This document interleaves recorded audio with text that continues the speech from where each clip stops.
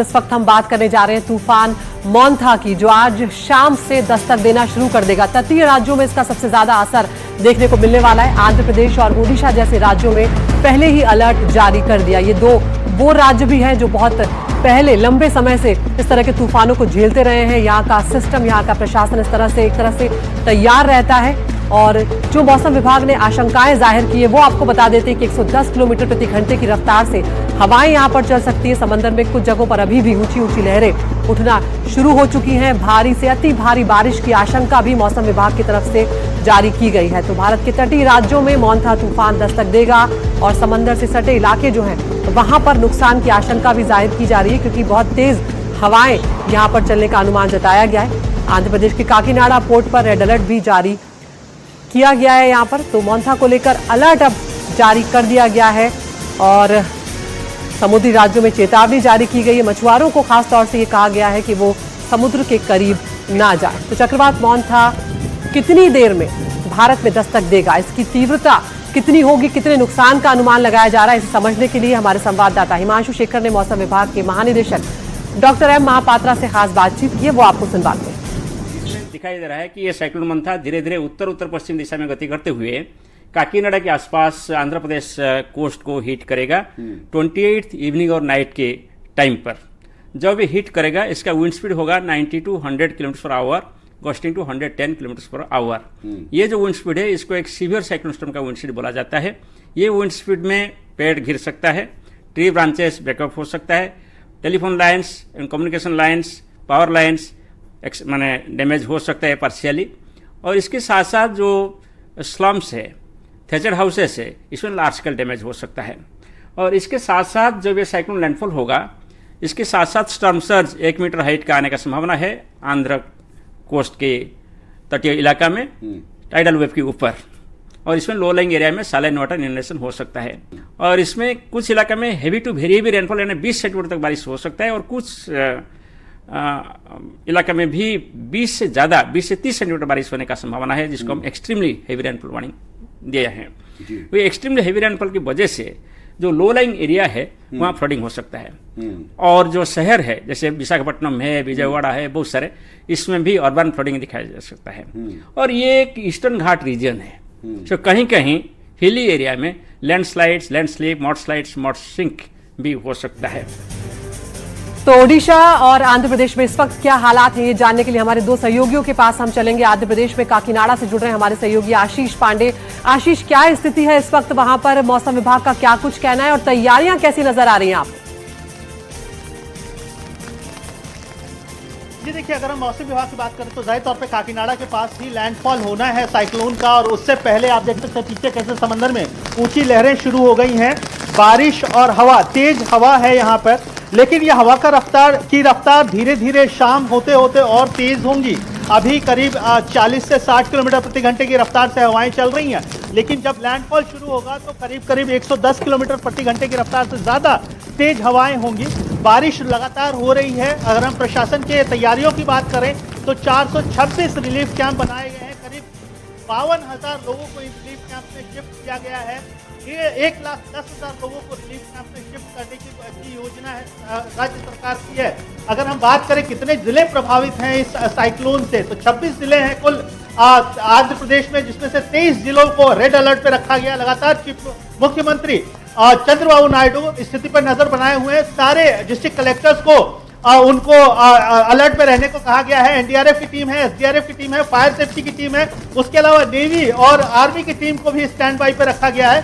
जहां पर एनडीआरएफ और एसडीआरएफ की टीम ऑलरेडी ग्राउंड पर है और लोगों को निकाल रही है निचले इलाकों में।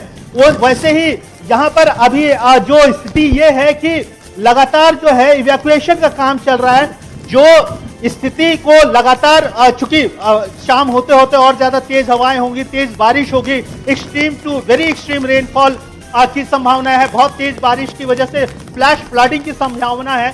तो ऐसे में जो निचले इलाके हैं उनको वहां से लोगों को निकालकर रिलीफ कैंप में शिफ्ट किया गया है। जैसे कि मैंने बताया 52,000 लोगों को पहले से ही रिलीफ कैंप में शिफ्ट कर दिया गया है।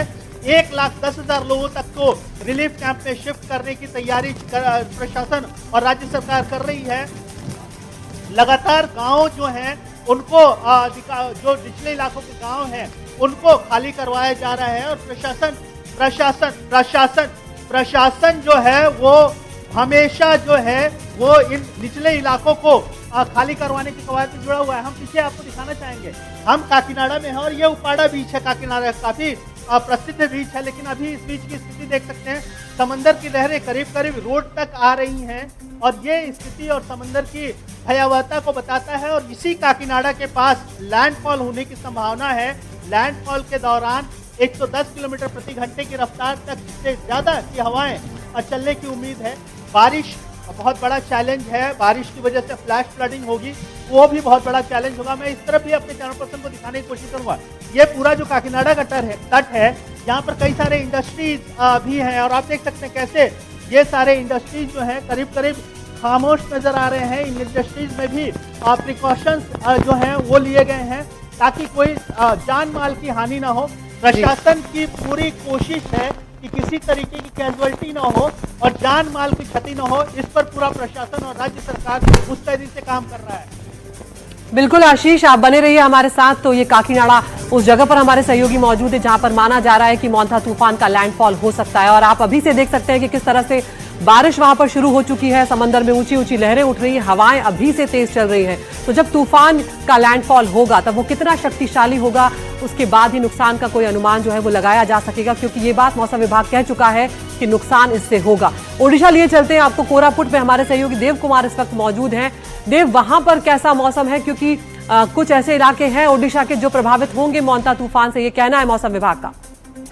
बिल्कुल आतिथि, देखो जैसे मौसम विभाग की तरफ से रेड अलर्ट जारी किया गया है उड़ीसा की दक्षिणी जिलों में, 8 जिलों में, जैसे कोरापुट, मालकानगिरी, नवरंगपुर, गजपति, कंधमाल, गंजाम, इस इलाकों में रेड अलर्ट जारी किया गया है और तटीय जिलों में ऑरेंज वार्निंग जारी है। जब चक्रवात तूफान का लैंडफॉल होगा, मंथा का लैंडफॉल के बाद वो उड़ीसा देके क्रॉस करेगा। सबसे बड़ा बात होता है चक्रवात तूफान लैंडफॉल करने के बाद सारे नुकसान दिखने को मिलता है। लैंडफॉल हालांकि काकीनाडा से लेकर मछलीपट्टम के बीच करेगा, उसके बाद जब उड़ीसा देकर क्रॉस करेगा, उड़ीसा में क्या क्या नुकसान होगा इसको नजर में रखते हुए उड़ीसा सरकार की तरफ से 128 रेस्क्यू टीम डिप्लॉय किया गया है, जिनमें से 24 ओड्राफ टीम है, 5 एनडीआरएफ टीम है और बाकी फायर टीम है।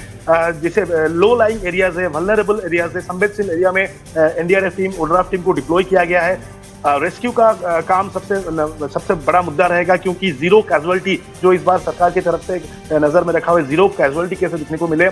साथ ही आश्रय केंद्र, तो चक्रवात तूफान का आश्रय केंद्र भी बहुत सारा बना हुआ है। अब तक 40,000 लोगों को निकासी किया चुका है और करीबन 10 से 20,000 लोगों को भी राहत केंद्रों पर लाया जा रहा है। साथ ही सरकार के तरफ से वहाँ पे खाने का बंदोबस्त भी है। साथ ही जो लो लाइन एरियाज है वहाँ पे कैसे, जब पहले से हम देखे हैं, फ्लैश फ्लड की बात करें, लैंडस्लाइड की बात करें, तमाम कुछ दिनों से उड़ीसा की जो दक्षिणी जिला है वहाँ पे लैंडस्लाइड बहुत ज्यादा दिखने को मिल रहा है, क्योंकि लो लाइन हिली एरियाज है। तो इसको नजर में रखते हुए जितना सारा घाटी इलाका है सबको सील किया गया है, ताकि कोई भी यात्री उस घाट देकर जाना आना ना करे। कलिंगा घाट की बात करें, कोरापुट घाटी की बात करें, मालकानगिरी का जो घाटी है, सारे घाटियों को सील किया गया है। सरकार की तरफ से अहम कदम उठाया गया है, लेकिन सबसे बड़ा बात यह है चक्रवात तूफान जब लैंडफॉल करेगा। बिल्कुल देव, लौटेंगे आपके पास अपडेट के लिए। तो देव और आशीष, आप दोनों का बहुत बहुत शुक्रिया। लेकिन इस वक्त एक और बड़ी खबर आ रही है, मोंथा तूफान से ही जुड़ी हुई है। मोंथा के कारण अब तक 183 ट्रेनें प्रभावित हो चुकी हैं।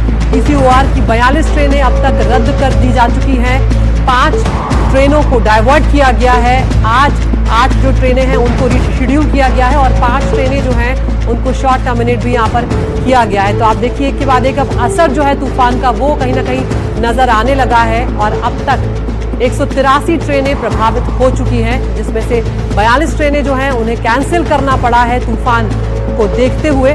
5 ट्रेनें डाइवर्ट कर दी गई हैं और 8 को रीशेड्यूल भी यहाँ पर किया गया है। तो 5 राज्यों में भारी बारिश का अलर्ट मोंथा तूफान के चलते जारी किया गया।